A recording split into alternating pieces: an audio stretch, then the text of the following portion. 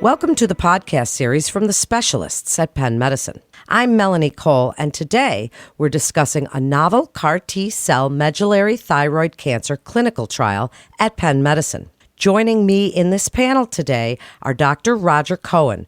He's a professor of medicine at the University of Pennsylvania and Associate Director of Clinical Research, Abramson Cancer Center of Penn Medicine, and Dr. Donald Siegel. He's a professor of pathology and laboratory medicine and director of the Division of Transfusion Medicine and Therapeutic Pathology at Penn Medicine. Gentlemen, thank you so much for joining us today. Fascinating topic that we're discussing. So, Dr. Cohen, I'd like to start with you.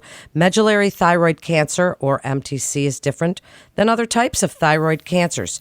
Can you tell us a little bit about this and why recurrent MTC is so difficult to treat? Medullary thyroid cancer is a rare disease. Most of it is referred to as sporadic, meaning we don't understand its cause.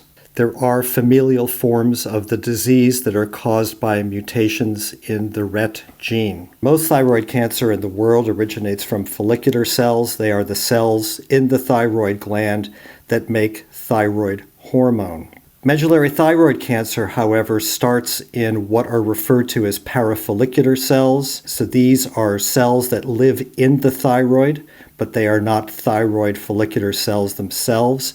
And these cells make calcitonin. The function of calcitonin remains somewhat of a mystery in human physiology.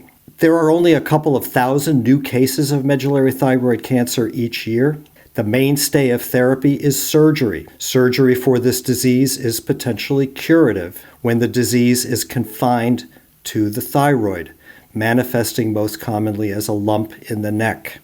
But medullary thyroid cancer can metastasize. It can metastasize to lungs, lymph nodes, bone, liver, and when it is metastatic, it's very difficult to treat. We don't completely understand why mechanistically it is so resistant to therapy, but it's not treated with chemotherapy because chemotherapy doesn't work. It can be treated with radiation therapy. There are thoughts in the current era that maybe immunotherapy treatments with the anti-PD-1 antibodies may be useful. But most patients in the world are treated with what are referred to as kinase inhibitors. So these are pills that patients take every day. Names of these drugs include vandetanib, cabozantinib, as well as some novel RET inhibitors that were approved by the FDA within the past year or two. The problem is that these therapies always stop working, and while they can work well, sometimes for a period of years, they will eventually stop working, and then our patients run out of useful options, and that's where this novel CAR T-cell construct enters into the picture. Dr. Siegel, as Dr. Cohen just mentioned, there remains a compelling need for novel therapies to treat MTC, and you're currently conducting a clinical trial of a new approach based upon chimeric antigen receptor T cells, or CAR T therapy, which has been applied with great success to blood cancers at the Abramson Cancer Center and elsewhere. How would CAR T work for medullary thyroid cancer? Tell us a little bit about that. Sure. Thanks very much for the question. So chimeric antigen receptor T cells is a type of therapy where we harvest T cells, which are a type of white blood cell, from a patient's bloodstream using a technique called apheresis. A patient sits down in a chair connected to a device, looks like a dialysis machine, but it basically removes cells from the blood. And those T cells then go to one of our laboratories. We do some genetic manipulation to endow those T cells with the ability to target a specific type of cancer. Now, the trick is to endow them with something that makes them go after a particular kind of cancer. Now, when it comes to the blood cancers, there's a target known as CD19, which is something on the outside of cells that lead to lymphoma or leukemia. And that's been known for a long time. And so the CAR T therapies for leukemia and lymphoma generally target the CD19 on those cells. The trick to applying CAR T therapy to other forms of cancer requires one to know some specific type of target to go after, in this case on medullary thyroid cancer cells.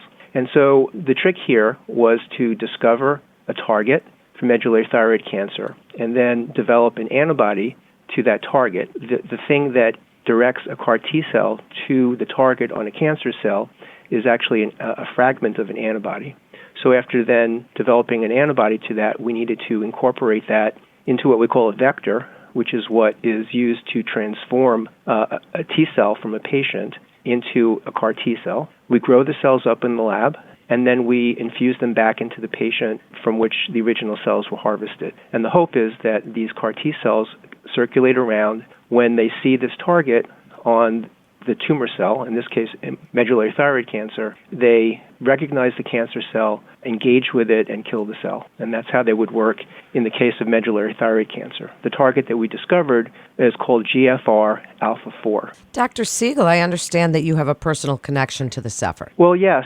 So I've been here at Penn for almost 4 decades, and I have a number of different responsibilities. Some of them are clinical, in terms of running the blood bank and the cell collection facility in the hospital, and also running the laboratory that makes CAR T cells. And my other responsibilities include my own research laboratory, which has focused for the last 30 years on antibody development. And those 2 areas in my life were largely unrelated to each other until a very close friend of mine, a scientific colleague from Scripps Research Institute, one year he said he wasn't going to be able to make it because of a series of tumors that were found in his neck area. And one thing led to another, and it turned out that he had medullary thyroid cancer. And so that's sort of how my 2 worlds collided unexpectedly.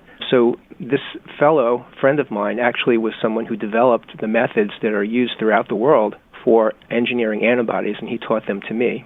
So using methods that he had taught me and using methods that had been developed here for CAR T cells at Penn, put together a small group of people to first try to discover a target, not just on his medullary thyroid cancer, but that would work hopefully for anyone who had the disorder. Discover a target and then make an antibody to it using methods that he had developed and taught me and that we were teaching every year in New York, and then put that into a CAR T cell and see if it would kill medullary thyroid cancer cells first in a dish and then in an animal model.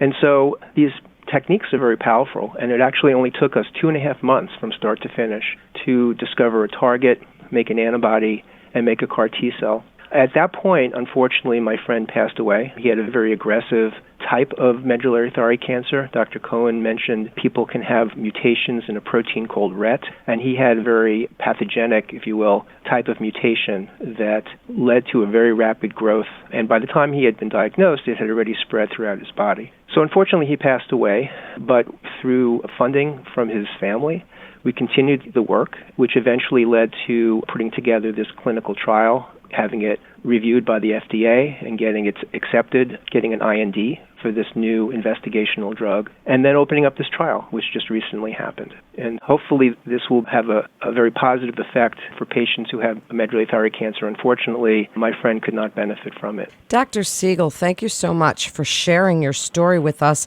Just following up for a second, can you tell us why that GFR target is unique for CAR T cell?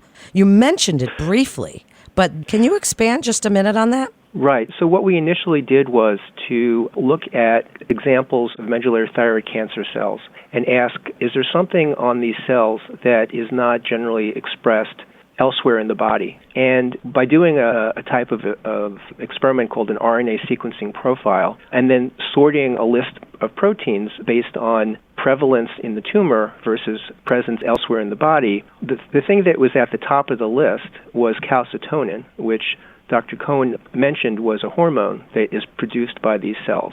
Now that's a soluble protein that's inside of the cells released into the blood, so that wouldn't make a target to go after, because you want the target to be something stuck to the outside of the cell that the T cell can recognize. But remarkably, the second thing on the list was something that we had no idea what it was. It was GFRA4. We saw the letter R in it. We thought, oh, maybe that means it's a receptor. And receptors are things that are generally on the outside of cells. So we looked in the literature and found, lo and behold, that someone had actually studied this protein before. About 10 years earlier, there was a publication on it, and it described the function of this protein in the medullary thyroid cancer cells.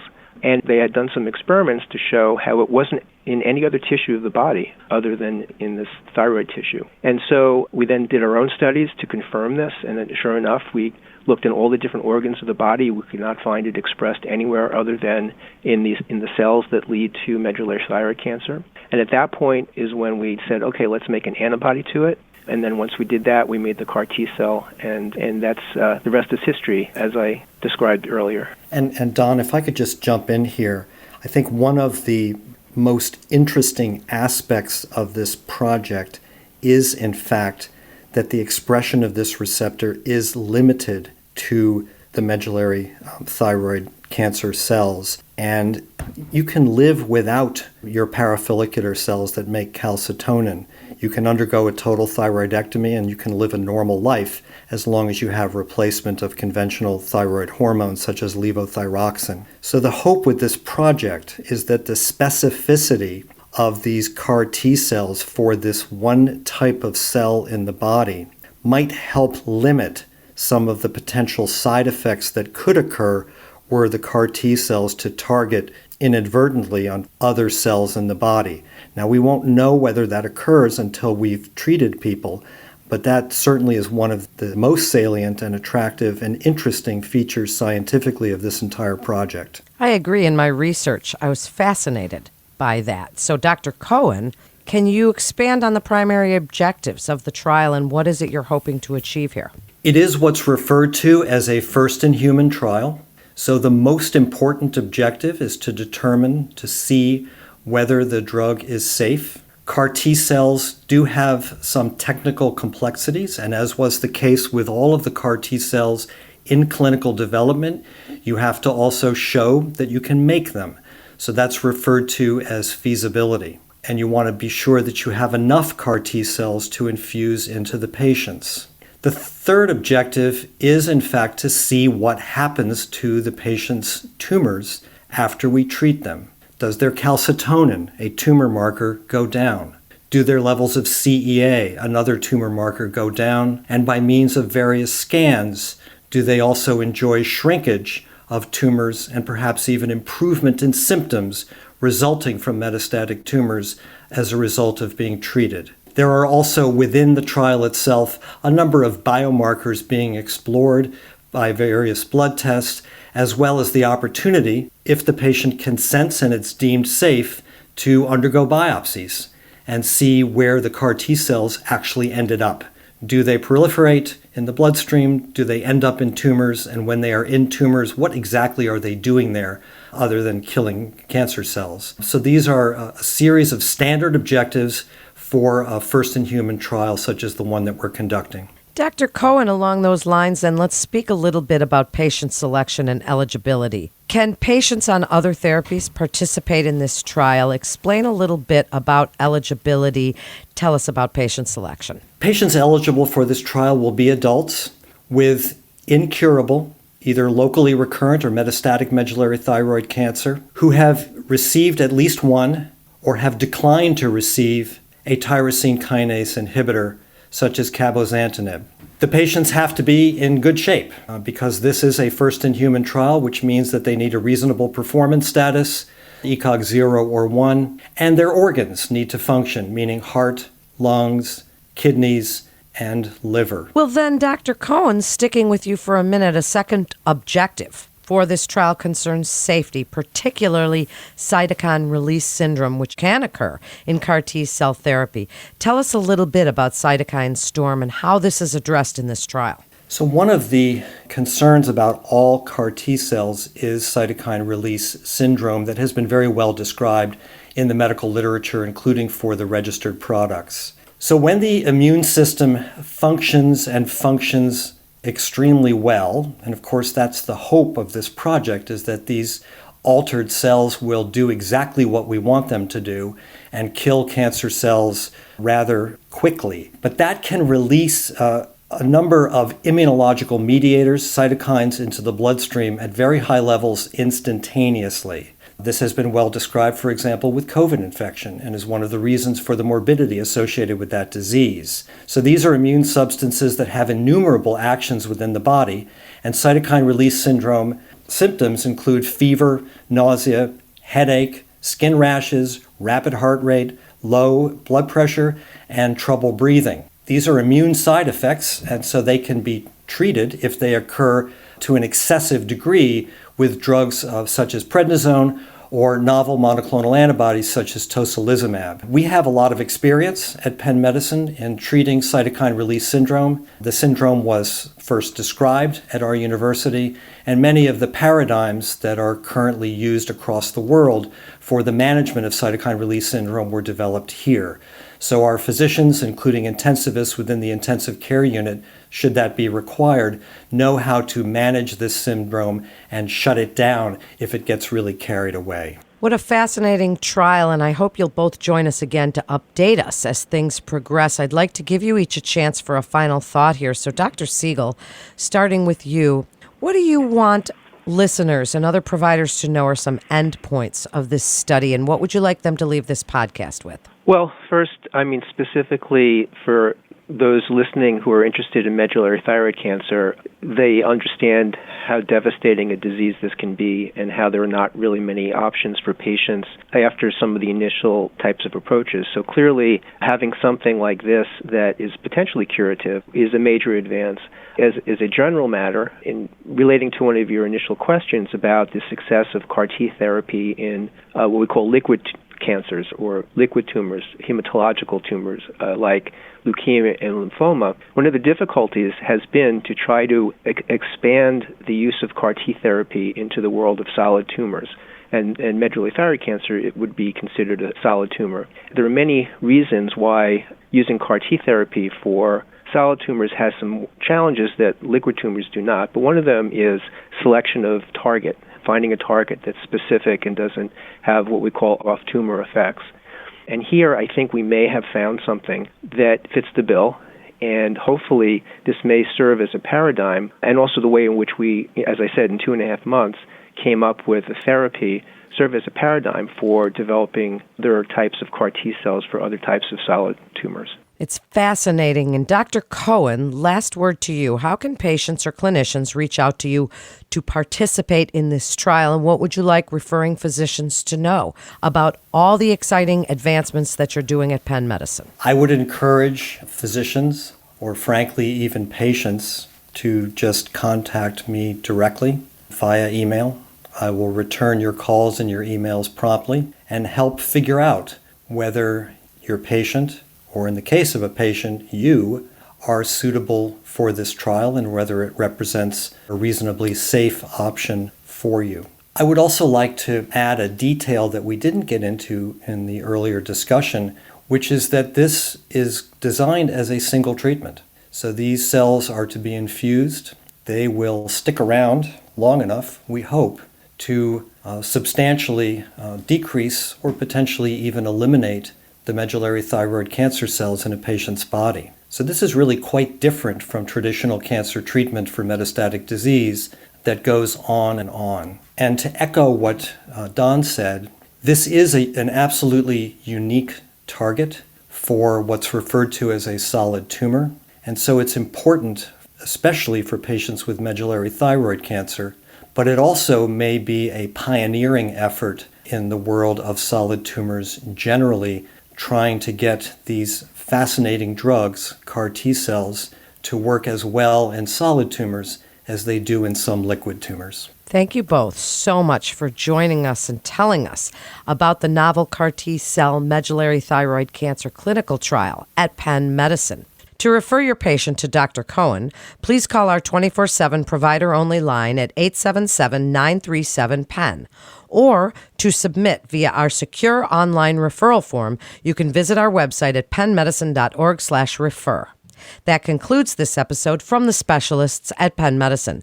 Please remember to subscribe, rate, and review this podcast and all the other Penn Medicine podcasts. I'm Melanie Cole.